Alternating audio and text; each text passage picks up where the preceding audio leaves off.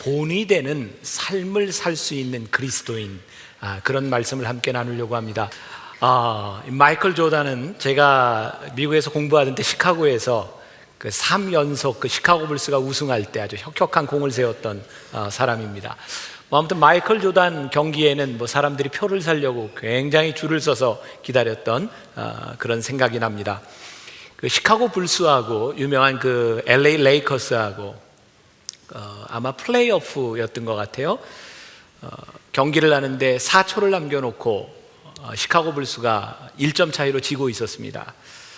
4초를 남겨놓고 유명한 감독 필 잭슨이 타임아웃을 부릅니다. 20여 초 동안 타임아웃 시간에 필 잭슨은 선수들에게 아무 얘기도 하지 않습니다. 제 기억에 그 당시에 그 시카고 불스에는 마이클 조단뿐만 아니라 유명한 스카리 피펜, 또 악동이라고 불리는 로드만, 또 토니 쿠코치, 아주 굉장히 유명한 쟁쟁한 선수들이 많이 있었습니다.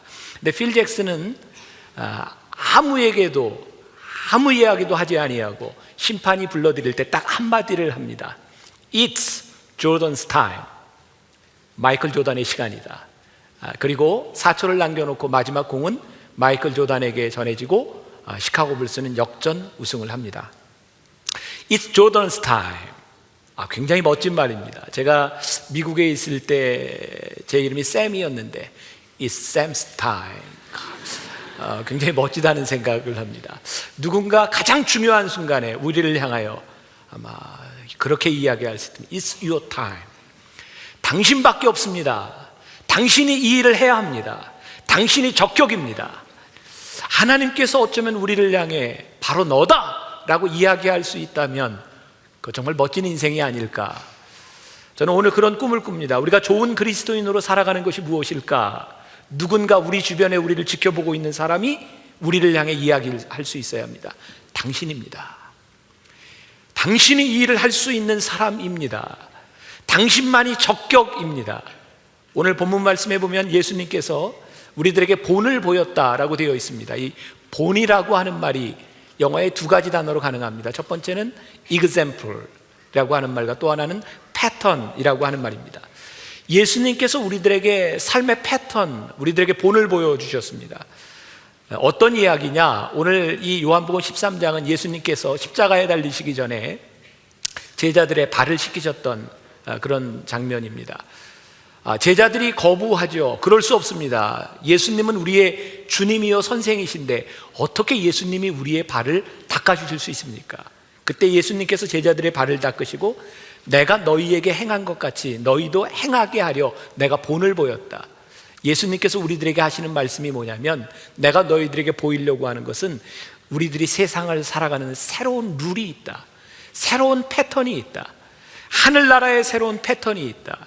예수를 잘 믿는다고 생각하는 것, 너희들이 지금까지 믿어왔던 믿음의 관념을 깨트리는 새로운 하늘나라의 법칙이 있다라고 우리들에게 말씀하고 있습니다.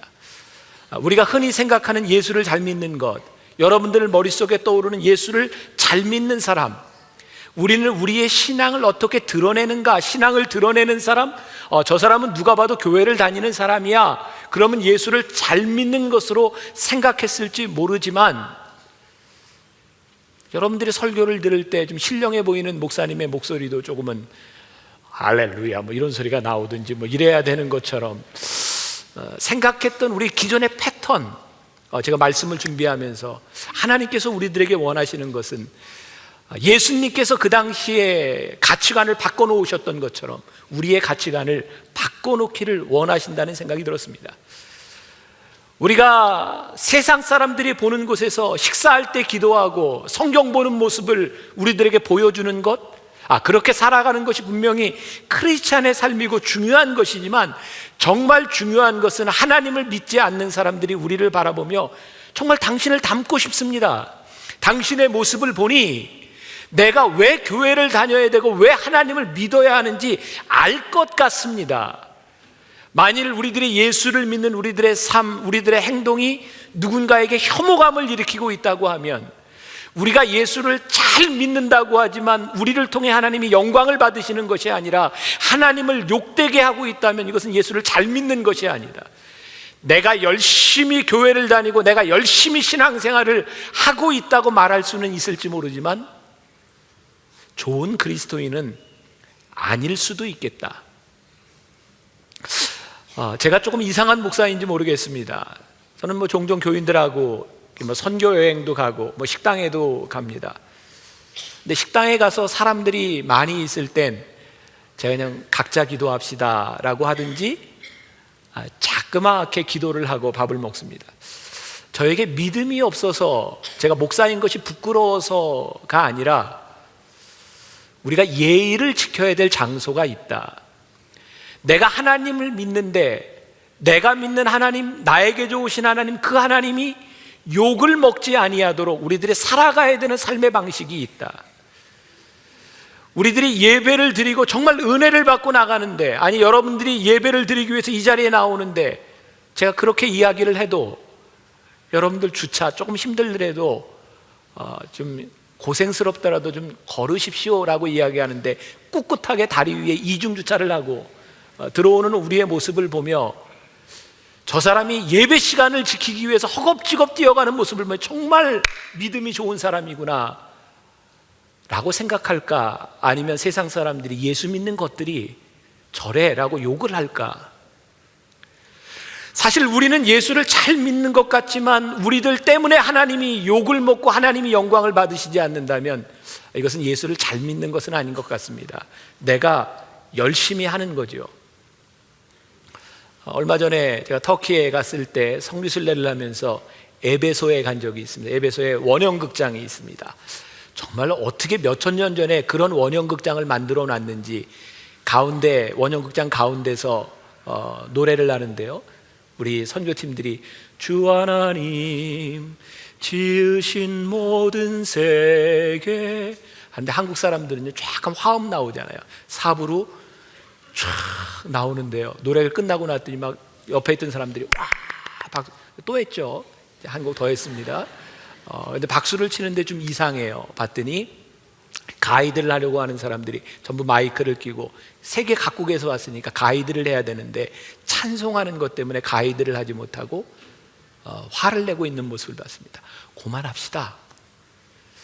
우리가 찬양하는 것이 참 귀하기는 하지만 이 찬양 때문에 하나님이 영광을 받으시는 것이 아니라 이 찬양 때문에 저 사람들이 눈을 찌푸리고 예수 믿는 것들이 예의가 없다라고 얘기한다면 우리가 좋은 그리스도인은 아닌 것 같습니다. 우리를 통해서 하나님이 영광을 받으셔야 되고 우리를 통해서 좋으신 하나님이 선포되어야 합니다. 우리가 어떤 본이 되는 삶을 살아가는가. 예수님께서 오늘 섬김의 본을 보여주셨다.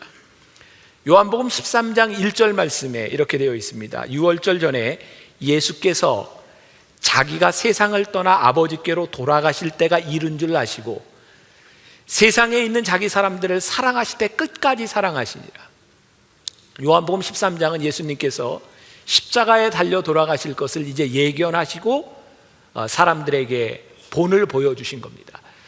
그럼 사람이 죽을 때 가장 진실하지 않습니까? 사람이 죽을 때 가장 솔직하지 않습니까?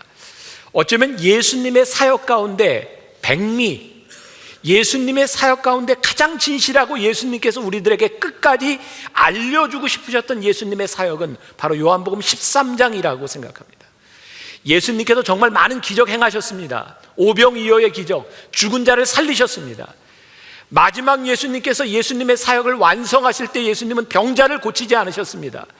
마지막 예수님의 사역을 완성하실 때 예수님은 오병이어의 기적을 일으키신 것이 아니라 아무 말 없이 제자들을 섬겨주셨습니다.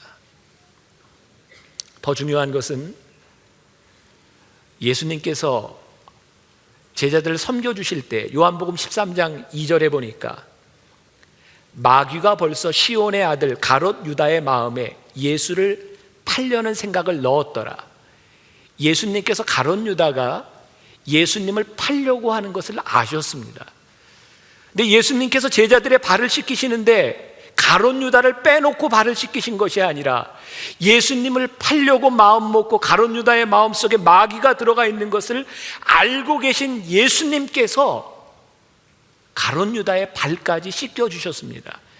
그게 예수님께서 우리들에게 보여주고 싶으셨던 마지막 본이었습니다. 제가 조금 무모한 계획을 하나 하고 있습니다. 작년에 제가 이스라엘을 갔다 오고 올해 터키를 갔다 오면서 제 마음에 이스라엘 백성들이 그 광야에서 40년 동안 유리했던 그 광야 체험을 해보고 싶다는 생각이 들었습니다. 저들이 얼마나 힘들었을까, 그들의 마음을 좀 이해했으면 좋겠다. 그래서 제가 광야에서 먹고 자고, 물론 40년을 있다 오겠다는 것은 아닙니다.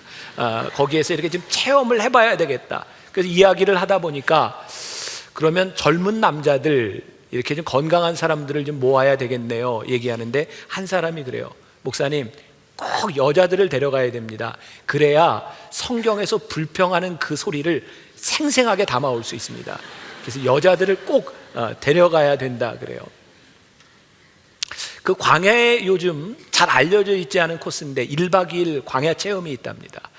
1박 2일 체험에는요, 사람들 모르게 그 광야를 지나가는 동안 강도를 만납니다.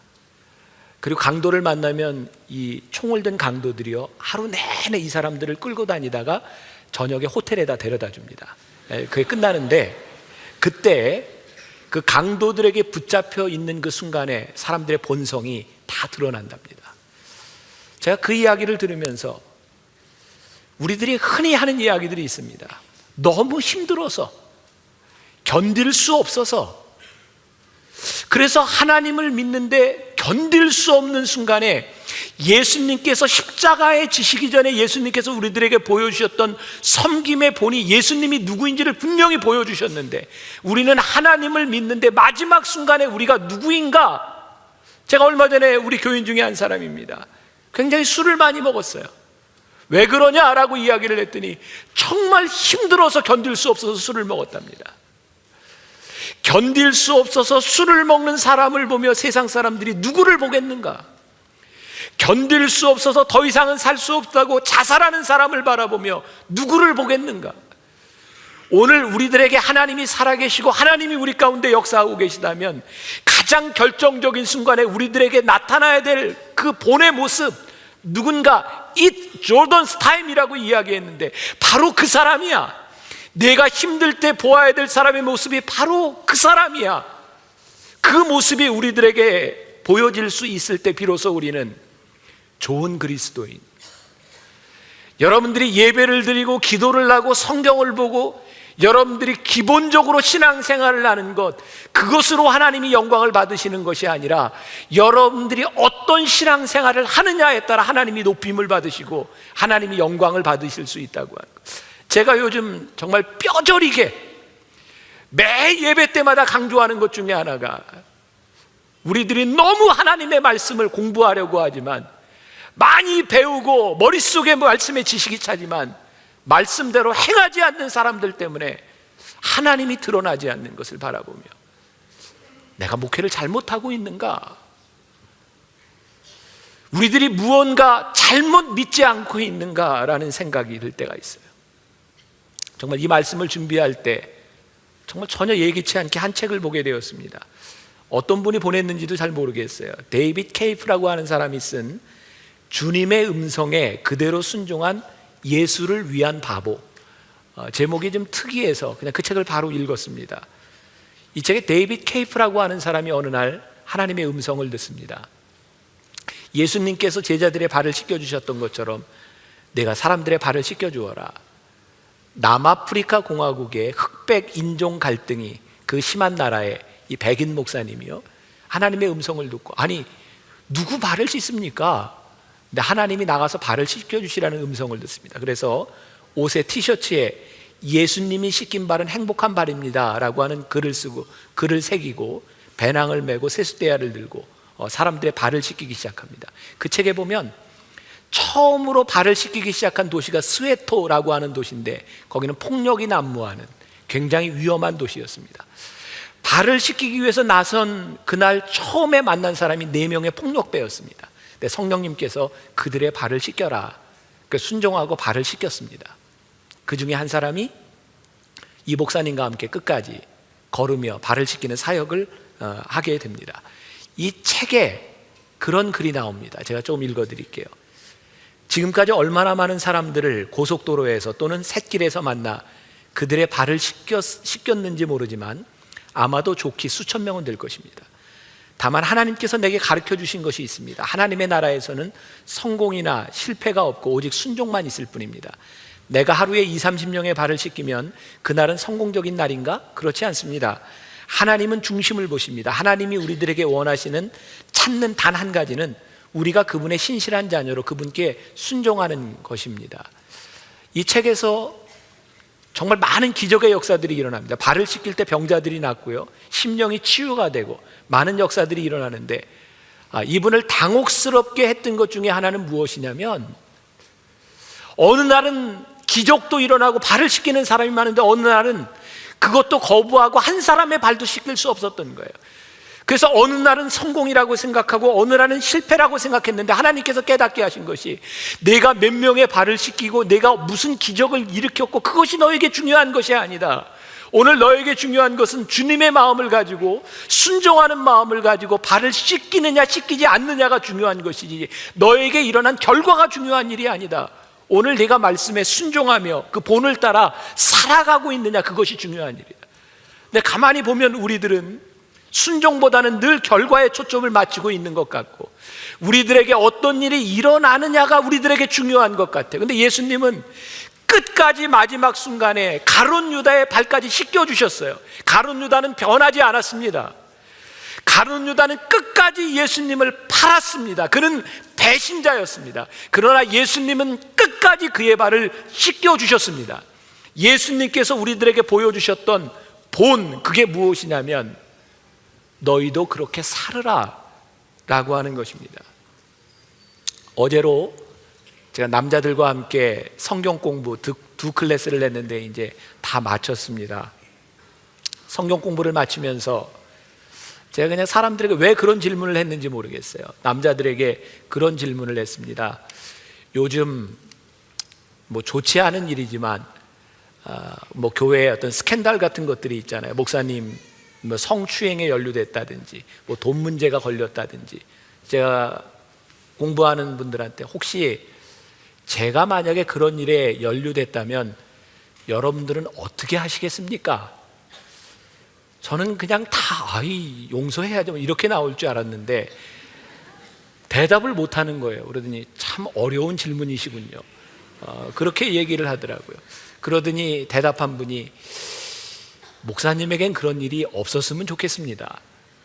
참 대답하기 힘든 거죠. 여러분들, 제가 만약에 그런 일을 가지고 여기에서 설교하고 있다면 여러분들 설교가 들어오겠습니까? 제가 여러분들을 바라보며 교인들을 바라보며 참 많이 실수하는 교인들을 바라봅니다. 제가 설교하면서 저렇게 인생을 사는 사람, 그러면서 제가 설교가 되겠습니까? 제가 성경 공부하면서 그냥 하나님께서 그런 마음을 주셨어요. 하나님을 믿는 사람, 의인은 쓰러지지 않고 넘어지지 않고 실수하지 않는 것이 의인이 아니라 7번 넘어져도 8번 일어나는 것이 의인이다. 오늘 우리들이 생각하는 기준이 아니라 예수님께서 가룟 유다의 발을 씻겨주셨던 그 마음을 가지고 끝까지 품어줄 수 있고 내가 용납하지 못하지만 끝까지 닦아줄 수 있는 그 사람, 사실은 이 세상 사람들이 우리를 바라보며 저 사람은 죄를 짓지 않는구나, 저 사람에겐 문제가 없구나, 저 사람은 참 많은 축복을 받는구나, 그런 모습을 보면서 크리스찬이라고 느끼기보다는 때로는 실수하고 넘어진 가운데 회복되는 우리들의 모습과 하나님께서 다시 일으켜 세워주는 모습을 바라보며 정말 하나님이 살아계시는구나 라고 느낄 수 있지 않을까. 사실은 우리들이 넘어지는 것이 문제가 아니라 넘어졌다 일어나는 과정이 우리들에게 문제인 것 같아요. 아까 우리 이승원 목사님 기도할 때 제가 왜 그런 기쁜 소식을 우리 교인들과 나누지 못했을까? 평창 올림픽. 근데 정말 그게 감격스러웠던 건 2번을 떨어지고 3번째 끝까지 일어섰다고 하는 게 우리 역사에 굉장히 중요한 획을 그을 거라는 사실이었어요. 성공하는 것 중요하지만 넘어졌다 일어서는 것 중요하고, 넘어져도 끝까지 회복될 수 있는 것이 우리들에게 중요하고, 오늘 우리가 좋은 그리스도인으로 살아간다고 하는 것이 무엇인가? 후안 카를로스 오르티즈 목사님의 책 중에 주님과 동행하십니까? 라는 책에 나오는 이야기입니다. 저도 종종 그런 생각을 했었어요. 이 서커스 하는 거 보면 공중고개, 제일 가슴 뛰게 하는, 조마조마하게 하는 거죠. 그 후안 카를로스 오르티즈 목사님이 서커스 하는 사람들에게 물었답니다. 당신들은 어떻게 그렇게 공중고개를 하면서 한 번도 실수도 하지 않고 그렇게 잘합니까? 그때 고개사가 이야기합니다. 아니요, 우리는 할 때마다 실수하고 떨어집니다. 아니, 한 번도 우리는 떨어지는 걸 못 봤는데요.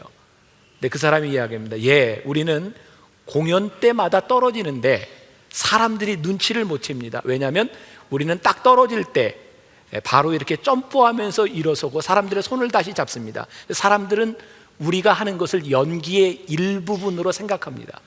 가만히 생각해 보니까 그랬던 것 같아요. 고개를 하다가 탁 떨어져서 그 그물에 탁 튀어 올라서 잡는 모습을 보며 우리는 아, 원래 저렇게 하는가 보다라고 생각했지만, 그 사람들은 이렇게 이야기합니다. 우리는 공연할 때마다 밑에 그물이 있기 때문에 떨어지는 것을 무서워하지 않습니다. 우리는 떨어졌을 때 자연스럽게 떨어져서 우리들이 다시 튀어 올라서 연기할 수 있습니다. 왜냐하면 밑에 그물이 있기 때문입니다. 오늘 우리들이 무서워하는 것이 있습니다. 우리의 실수, 실패, 좌절. 우리 중에 누가 넘어지지 않는 사람이 있습니까? 아직 나에게 그런 일들이 일어나지 않았을 뿐이지 우리들에게 고통과 시련이 왜 찾아오지 않겠습니까? 우리가 믿지 않는 사람들에게 살아계신 하나님을 증거할 수 있고 우리들이 나타낼 수 있는 것은 그 어려움과 시련 가운데서도 하나님을 믿으며 넘어졌다 일어설 수 있는 우리의 모습 가운데 하나님은, 우리들이 하나님의 자녀인 것을 알 수 있겠죠. 저는 꿈꾸는 것이 있습니다. 우리가 하나님을 믿는다고 하는 것이 우리를 통해서, 우리 교회를 통해서 세상이 알았으면 좋겠다. 우리 교회를 바라보며 하나님이 살아계셔서 역사하시는 것을, 하나님이 이 땅을 위해 계시고 계신 하나님의 계획을 이 세상이 알 수 있으면 좋겠다. 제가 요즘 우리 교회 슬로건 있지 않습니까? 교회가 이 땅의 소망입니다. 그 슬로건을 누가 만들었겠습니까?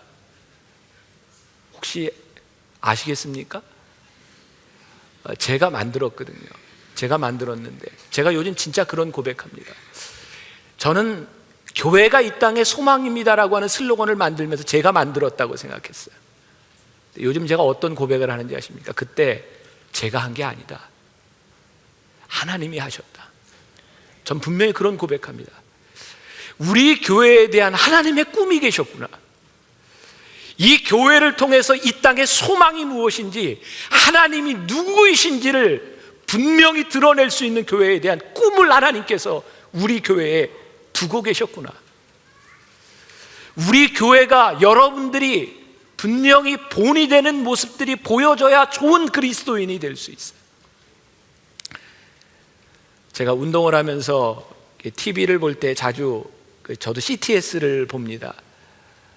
한 목사님의 설교 가운데 그런 얘기가 나오더라고요. 1988년에 서울 강북에 있는 어떤 교회 유명한 목사님이 뇌출혈로 쓰러지셨습니다.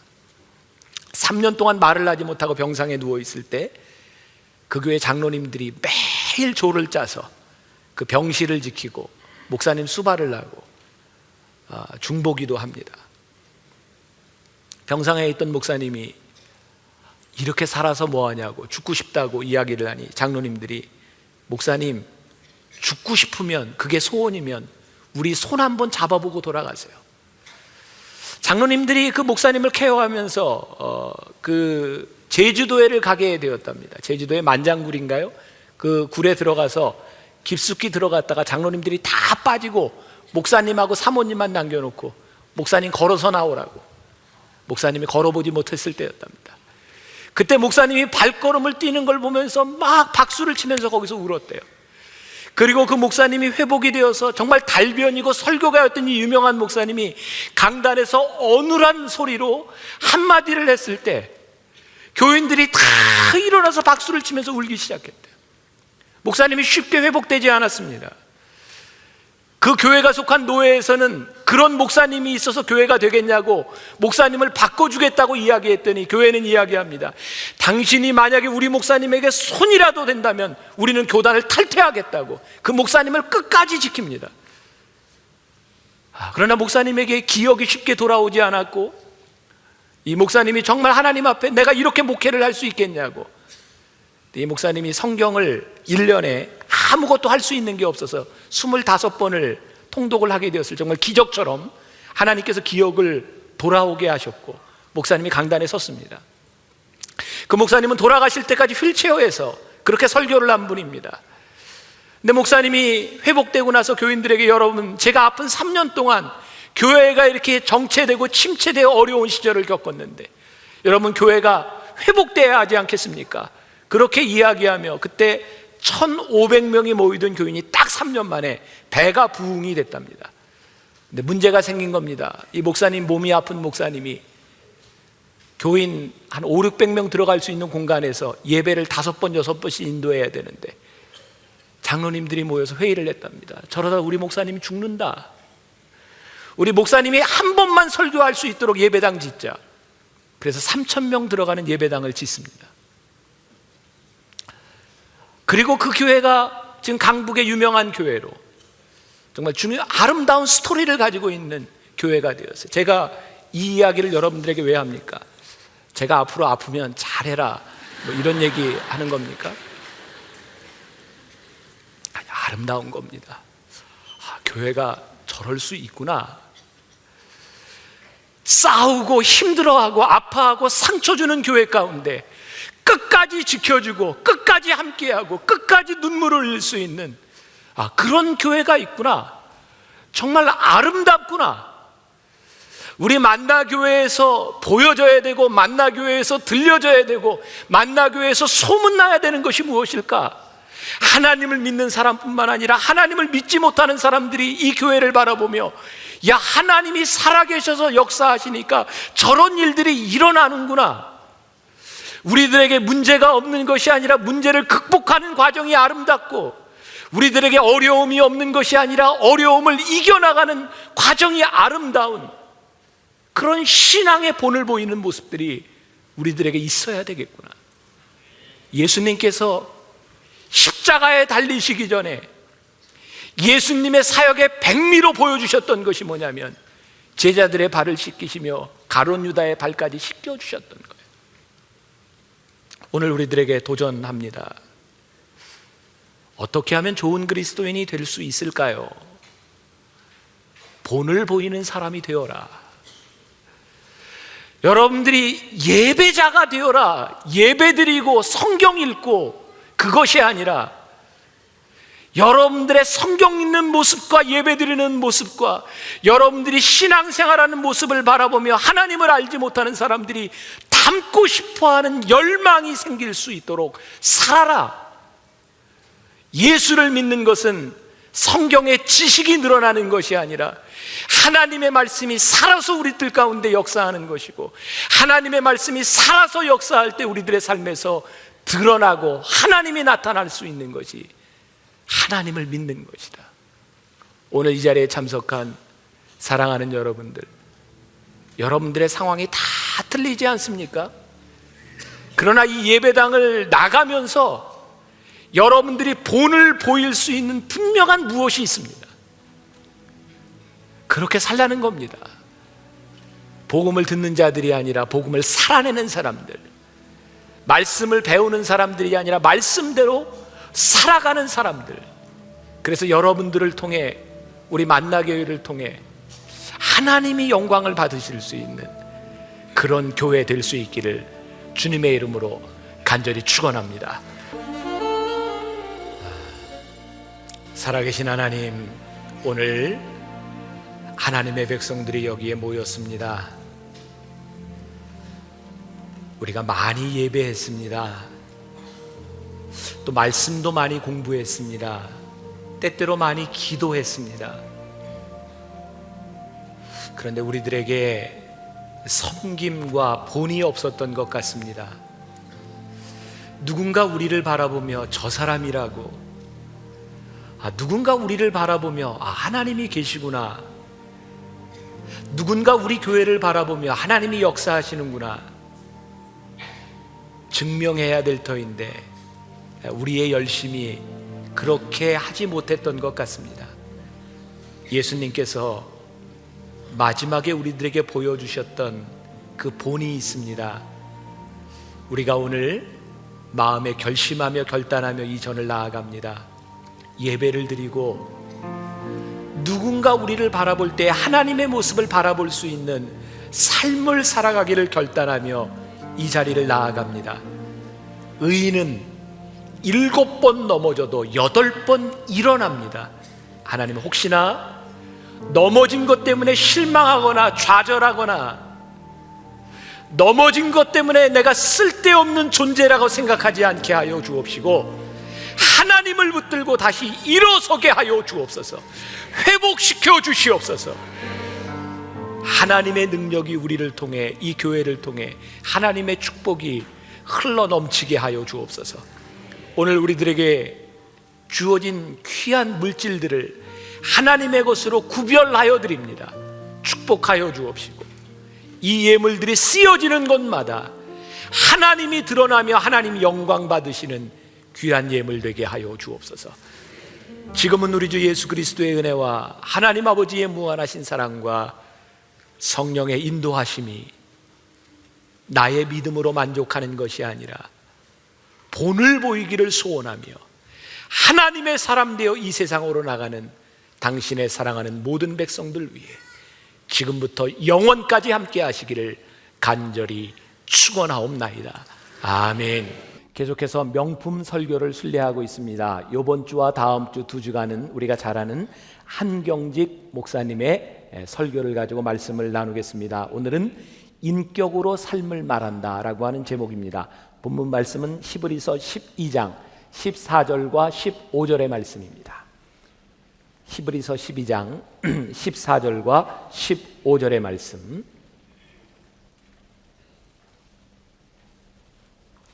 우리 같이 한 목소리로 봉독하겠습니다. 모든 사람과 더불어 화평함과 거룩함을 따르라. 이것이 없이는 아무도 주를 보지 못하리라. 너희는 하나님의 은혜에 이르지 못하는 자가 없도록 하고 또 쓴뿌리가 나서 괴롭게 하여 많은 사람이 이로 말미암아 더럽게 되지 않게 하며. 아멘. 이번 주와 다음 주 2번에 걸쳐서 한경직 목사님의 말씀을 가지고 나누기 때문에 그분의 생애를 요약한 영상은 다음 주에 보도록 하고 오늘 제가 말씀으로 그분의 생애를 이야기하려고 합니다. 제가 지난주에 보았던 그 개그 작가인 전영호 씨가 쓴 물 위를 걸으려면 배를 버려라 라고 하는 책에 이런 글이 나와 있었습니다. 크리스천들에게 술이 들어가면 성령님이 나옵니다. 사탄이 여러분들에게 방을 빼달라고 해도 성령님께 절대로 방 빼달라고 요구하지 마십시오. 그러면서 이런 말을 했어요. 쌀밥에 모래가 들어가면 우리가 그 밥을 무슨 밥이라고 이야기합니까? 이거 모래밥이네. 그런데 모래에 쌀 들어가면 우리들이 쌀밥이네 이렇게 얘기합니까? 그래도 모래밥입니다. 아주 중요한 이야기를 하고 있어요. 우리 신앙인들에게 악한 것들이 들어오면 우리들이 그동안 신앙생활했던 것들이 수포로 돌아갈 수가 있습니다. 그러므로 우리들의 삶과 인격을 잘 지키라고 하는 말입니다. 지난 주간 저희 교회에서 하나님을 미소짓게 하는 사람들 그 촬영이 있었습니다. 게스트로 출연한 유명한 모델 박둘선 씨와 이야기를 나누다가 그런 인격에 대한 말씀을 나누게 되었어요. 우리 잠깐 보도록 하겠습니다. 하나님과 예수님에 대해서는 알았었어요. 성령님에 대해서는 알고 성경에서 읽었지만 안다라고 표현할 수 없었거든요. 근데 찬양 중에 성령님이 계시는구나. 성령님이 진짜 계시는구나를 알게 된 거예요. 찬양 중에. 그래서 제가 정말 계시는군요. 그러고 나서 제가 인생의 한 템포가 확 변했어요.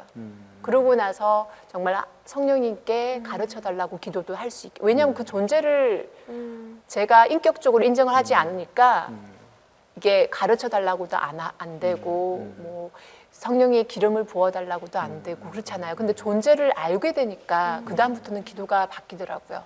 그래서 아직까지 예습성이 있어가지고 네. 뭐 남편이 뭐 잘못하잖아요. 그러면 하다가 한 번 참았다가 10분 후에 또 화냈다가 죄송합니다 했다가 다음날 나라면 어제 어쩌고 저쩌고 오늘도 사실은 하고 왔어요. 저희 신랑한테.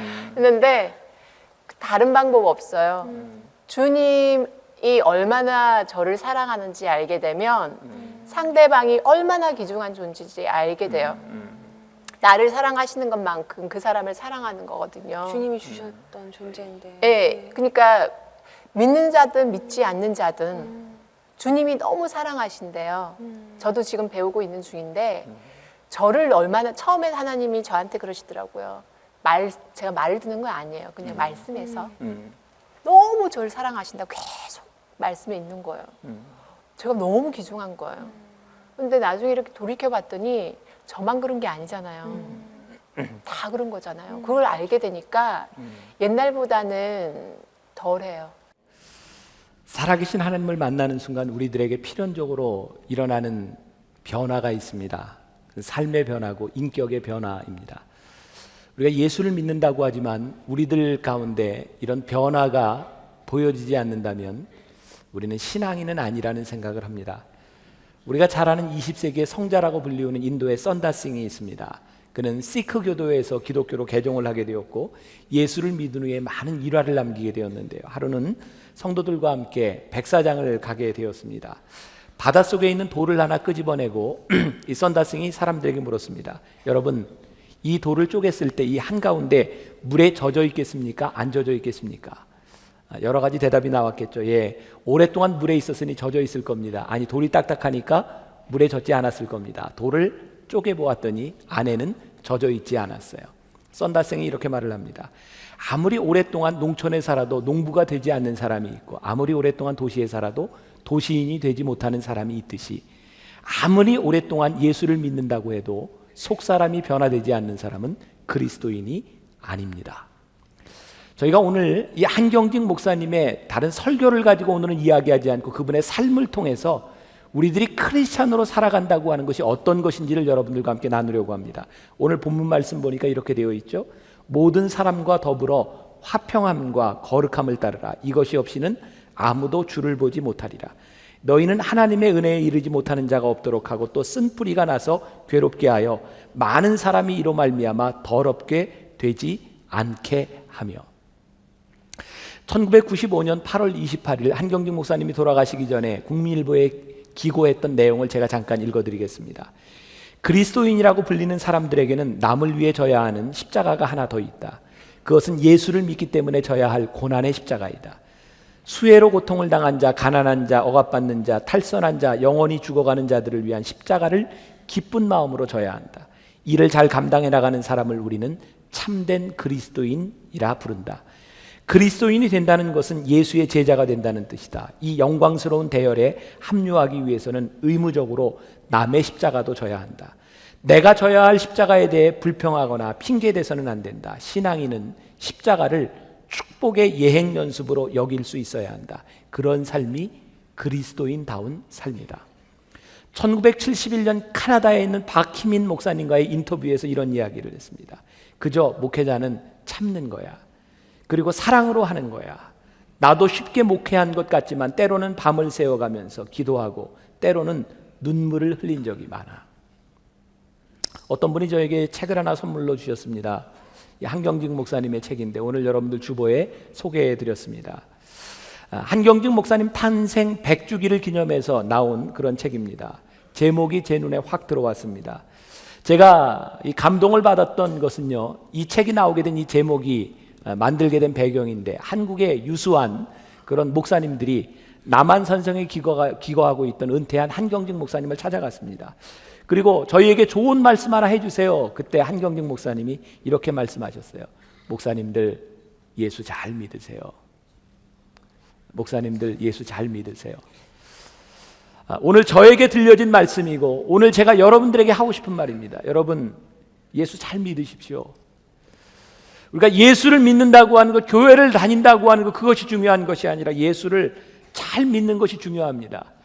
적어도 이 한경직 목사님의 삶을 통해서 그분이 고민했던 예수를 잘 믿는다고 하는 것이 무엇인지를 우리가 오늘 나누려고 하는데, 소위 우리가 이 기독교의 성자라고 불리우는 이 한경직 목사님에게는 무거운 짐이 두 가지가 있었습니다. 첫 번째는 그분이 일제시대 때 신사참배를 했다는 사실입니다. 1992년 4월 29일 독일에서 종교계의 노벨상이라고 불리는 템플턴상을 수상하고 난 후에 한경직 목사님이 소감을 이렇게 이야기했습니다. 먼저, 나는 죄인임을 고백합니다. 나는 신사참배를 했습니다. 이런 죄인을 하나님이 사랑하시고 축복해 주어 한국교회를 위해 일하도록 이 상을 주셨습니다.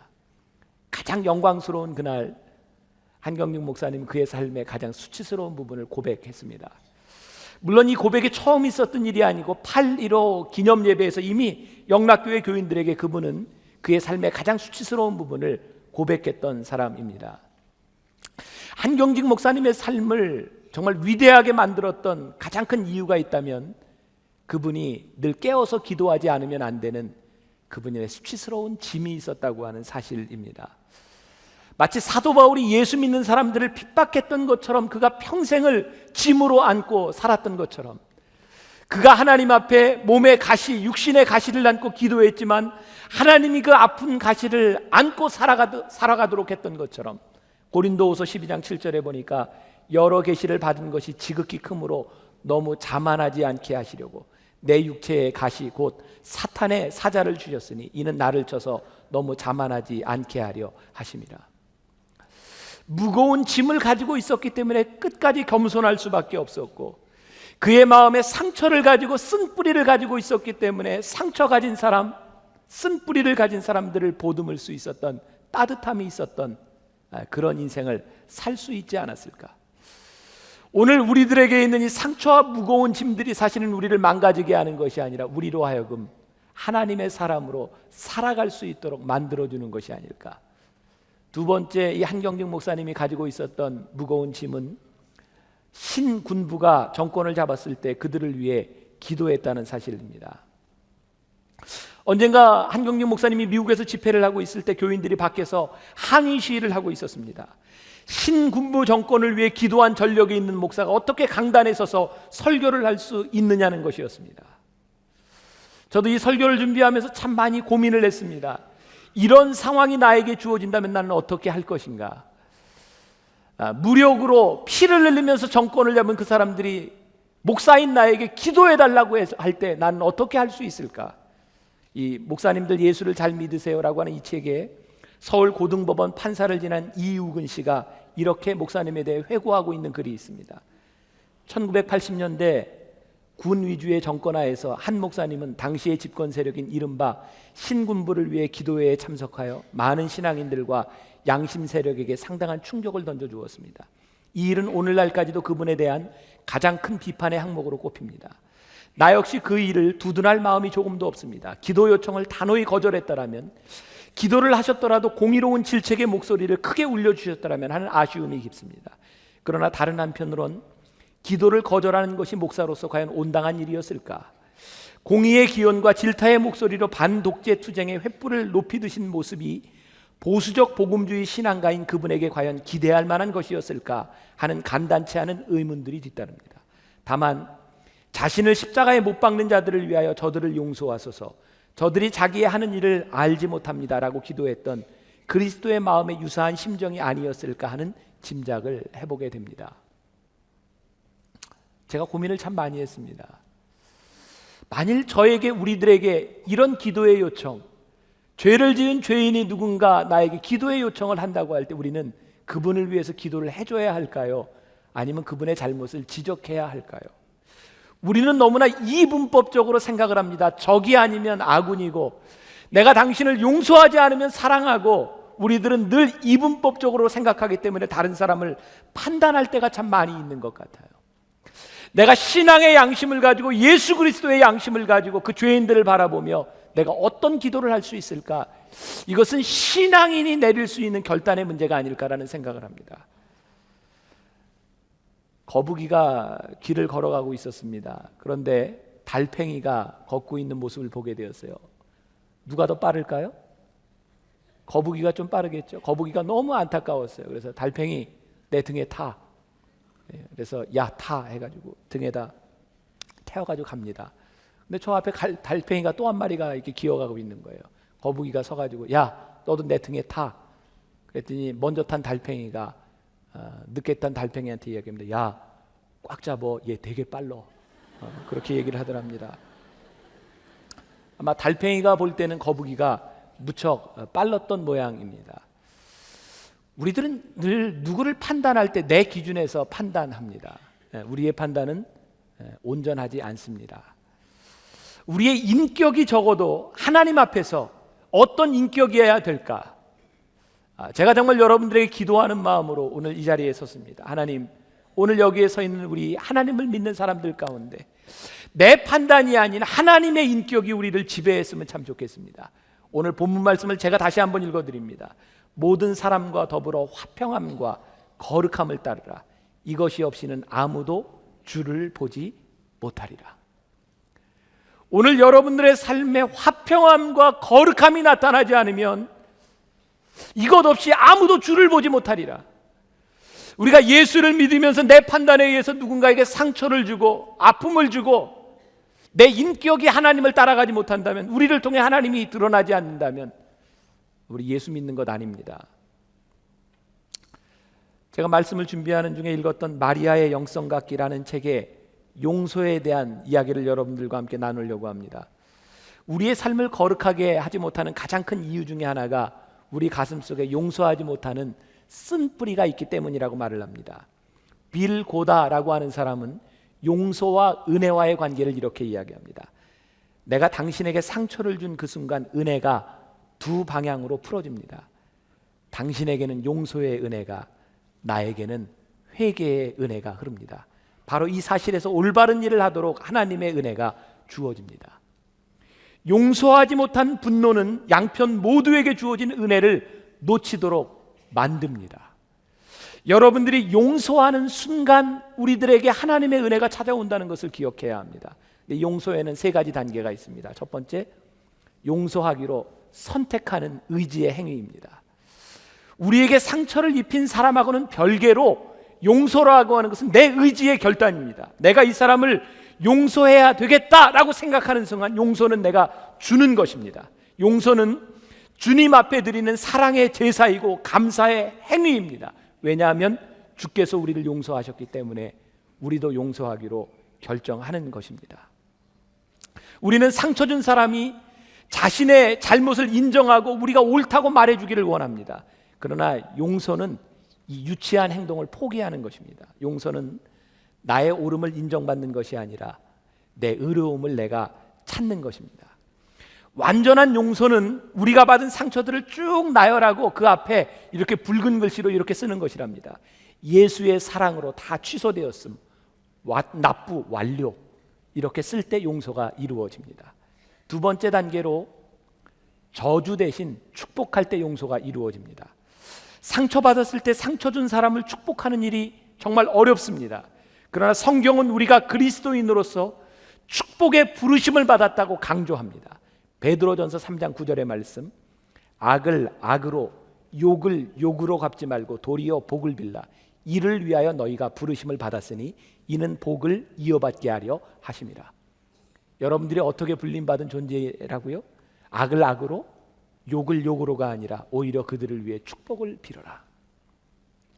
저자는 이야기합니다. 나는 내가 잘못했던 어떤 친구의 집을 지날 때 그 집 방향으로 눈도 돌리지 않고 있었다. 그렇게 상처가 깊은지 나조차 알지 못했다. 나는 마음속 깊이 용서를 완강히 거부하고 있었다. 그때 주님이 말씀하셨습니다. 그녀를 축복하거라. 하지만 주님, 저는 변명했습니다. 저주하지 말고 축복해라. 저 저주한 적이 없습니다. 주님이 말씀하셨습니다. 축복을 거부하는 것은 저주와 다름없단다. 변명할 여지가 없었습니다. 그래서 차를 타고 그 집을 지나칠 때마다 내 친구와 그녀의 가족들을 위해 의도적으로 축복했습니다. 자매를 축복합니다. 그렇게 계속 외치자 마음의 매듭이 조금씩 느슨해지는 것 같았습니다. 머지않아 이 친구를 위해 진심으로 기도할 수 있을 것 같았습니다. 그때 주님께서 말씀하셨습니다.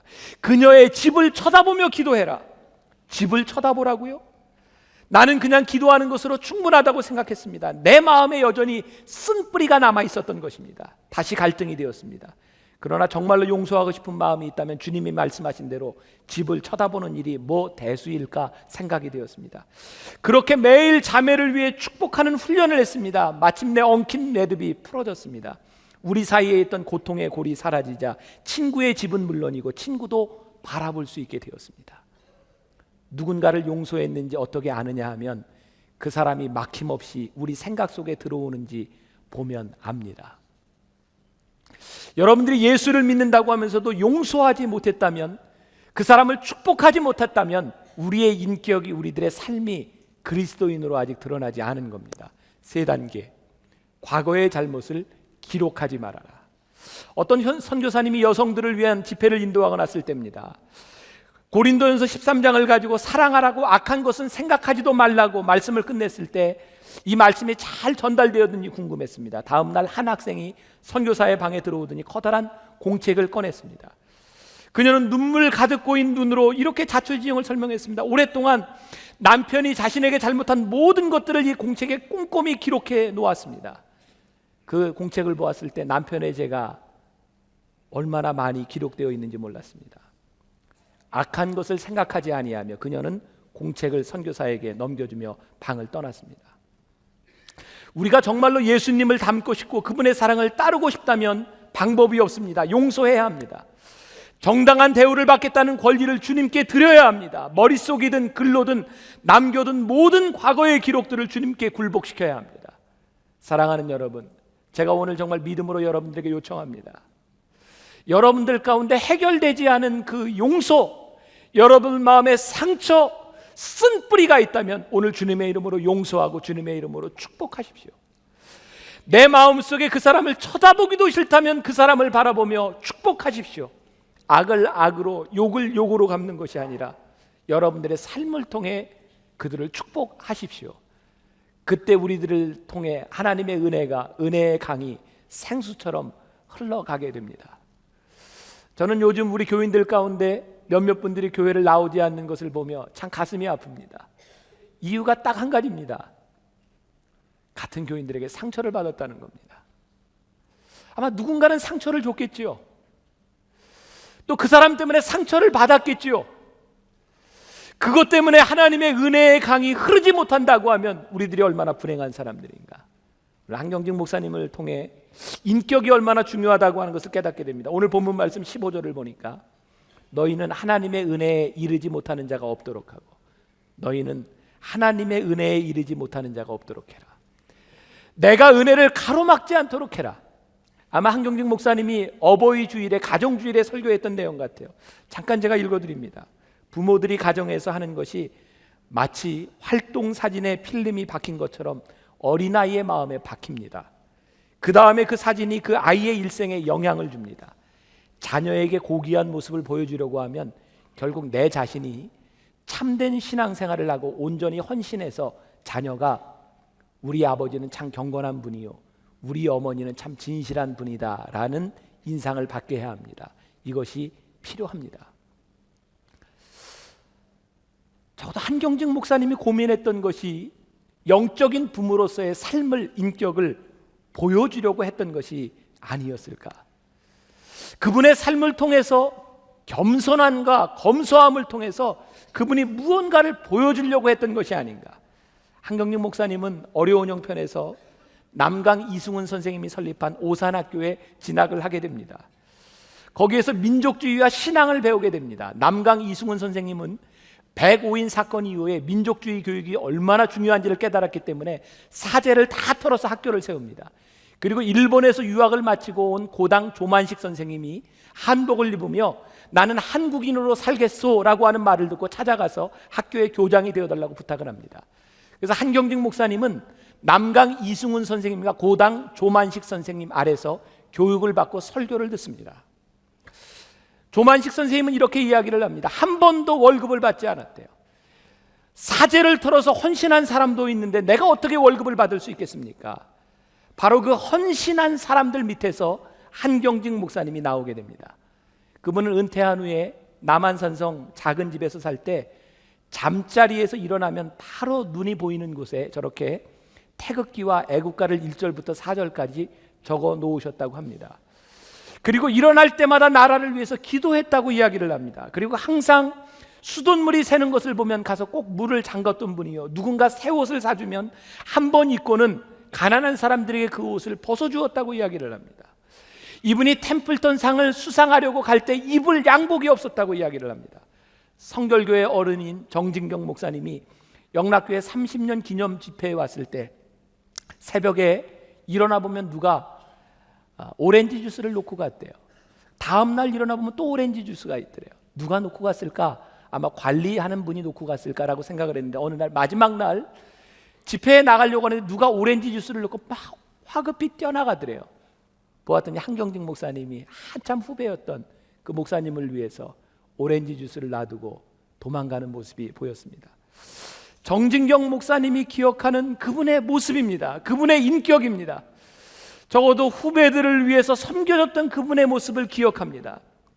진정한 신앙이라고 하는 것은 우리들의 삶을 통해서 보여질 때 그것이 신앙입니다. 여러분, 미신과 신앙이 어떻게 구분되는지 아십니까? 여러분, 무당을 찾아간 사람이 두 손을 비는 모습을 보십시오. 여러분들이 기도하는 모습보다 훨씬 더 경건합니다. 무당을 찾아가서 구슬하는 사람이 내는 돈을 보십시오. 여러분들이 내는 돈보다 훨씬 더 많은 돈을 갖다 바칩니다. 그러나 그것을 왜 미신이라고 이야기하는지 아십니까? 그들은 빌면서 자기는 절대로 변화되지 않고 미신 앞에서 무언가 변화되기만을 바라기 때문에 그것을 미신이라고 이야기를 합니다. 미신은 인간이 돈이나 능력 앞에 제주로 신의 마음을 달래서 무언가 자기의 목적을 성취하려고 할 때 그것이 미신입니다. 오늘 여러분들이 교회에 나와서 예배를 드리고 있지만 오늘 이 예배가 미신인지 신앙인지 어떻게 가름될 수 있는지 아십니까? 오늘 예배를 드리면서도 여러분들이 변화되지 않고, 여러분들의 마음이 바뀌어지지 않고, 여러분들이 용서하지 않고 포용하지 않고 여러분들의 마음이 열려지지 않는다면 오늘은 여러분들이 하나님께 예배를 드리는 신앙적인 행위가 아니라 오늘은 여러분들 미신처럼 하나님 앞에 빌고 있는 자신들의 모습을 발견해야 합니다. 우리가 예수를 믿는다면 우리의 인격이, 우리의 삶이, 우리의 신앙이 바뀌어져야 합니다. 오늘 여러분들이 이 예배 시간을 나갈 때 여러분들이 분명히 그렇게 이야기할 수 있어야 합니다. 하나님이 내 삶을 이렇게 바꿔주셨습니다. 내 입술에서 나오는 말을 이렇게 바꿔주셨습니다. 내 마음의 상처를 없애주셨습니다. 내 마음의 두려움을, 어두움을 우리 주님께서 없애주셨습니다. 여러분들이 선언할 수 있어야 합니다. 그것이 신앙입니다. 제가 말씀을 준비하며 읽었던 예수님을 따르는 삶이라고 하는 책에 소개된 한 이야기로 말씀을 마무리하려고 합니다. 그 소제목이 Yes, I believe in God. 예, 나는 하나님을 믿습니다라고 하는 그런 짧은 이야기입니다. 1999년 덴버에서 있었던 큰 사건이 있었습니다. 미국의 덴버에서 2명의 남학생이 총기를 난사해서 제 기억에 아마 13명의 학생과 그리고 교사가 사망한 충격적인 사건이 있었습니다. 그때 이 두 학생이 총기를 난사할 때 거기에 버넬이라고 하는 한 소녀가 있었습니다. 그 소녀를 향해 물었습니다. 너 하나님을 믿어? 그때 이 아이가 이렇게 대답했습니다. Yes, I believe in God. 난 하나님을 믿어. 그리고 총구를 대고 있는 학생들을 향해 학생이 이야기를 합니다. 하나님은 없어. 그때 버넬이 다시 이야기합니다. 아니야, 하나님은 살아계셔. 나는 그분을 믿어. 너희도 하나님을 믿어야 돼. 화가 난 그 청소년들이 방아쇠를 당겼고 그 버넬이라고 하는 아이가 거기서 죽습니다. 이 사건이 있은 뒤 미국의 청소년들 사이에서 부흥운동이 일어났습니다. 아이들이 티셔츠에다 Yes, I believe in God, 나는 하나님을 믿습니다라고 하는 문구를 새긴 티셔츠를 입고 다니는 영적 운동이 일어나기 시작했습니다.